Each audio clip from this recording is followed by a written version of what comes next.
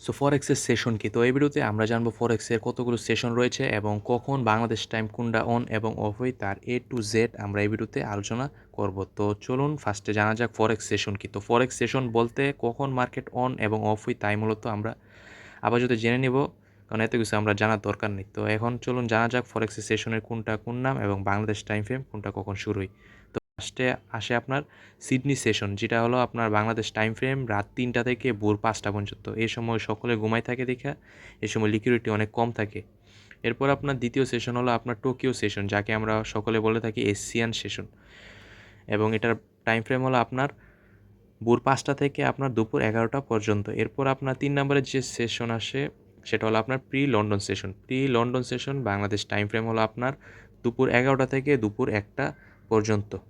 Pre London যদি আপনি না বুঝেন তাহলে আগামীতে ভিডিও আসবে, সেটা দেখে আপনি বুঝতে পারবেন। তো এরপর আসে আপনার 4 নম্বরে লন্ডন সেশন। লন্ডন সেশনের টাইম ফ্রেম হলো আপনার দুপুর 1টা থেকে বিকাল 4টা পর্যন্ত। এরপর সেমভাবে আসে 5 নম্বরে pre new York session. Pre new York সেশনে আপনার টাইম ফ্রেম হলো আপনার বিকাল 4টা থেকে সন্ধ্যা 6টা পর্যন্ত। এখন সেম কথা ভাই, প্রি নিউ ইয়র্ক যদি আপনি না বুঝেন তাহলে আমি আগামীতে ভিডিও আনবো। এগুলো মানে ভলিউমের উপর নির্ভর করে। তো ফার্স্টে এরপর 6 নম্বরে আসে আপনার new York session. New York session হলো বিকাল 7টা থেকে রাত 10টা পর্যন্ত। এরপর 7 নম্বরে আসে হলো আপনার অফ টাইম, মানে এ সময় মানে মার্কেট আস্তে আস্তে ঠান্ডা হতে থাকে এবং মার্কেটের মধ্যে লিকুইডিটি এবং ভলিউম অনেক কম থাকে, এবং এটা টাইম ফ্রেম হলো আপনার রাত 10টা থেকে রাত 12টা পর্যন্ত।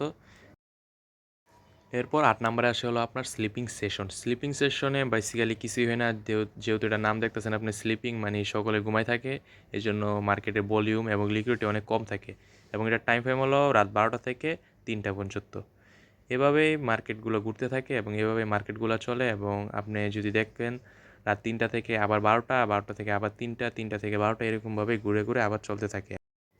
আর সবচেয়ে গুরুত্বপূর্ণ বিষয় হলো মার্কেট শনি এবং রবিবার টোটালি অফ থাকে, মানে আপনি যে কোনো মার্কেট ফরেক্সের আপনি দেখবেন শনি এবং রবিবার টোটালি অফ থাকবে।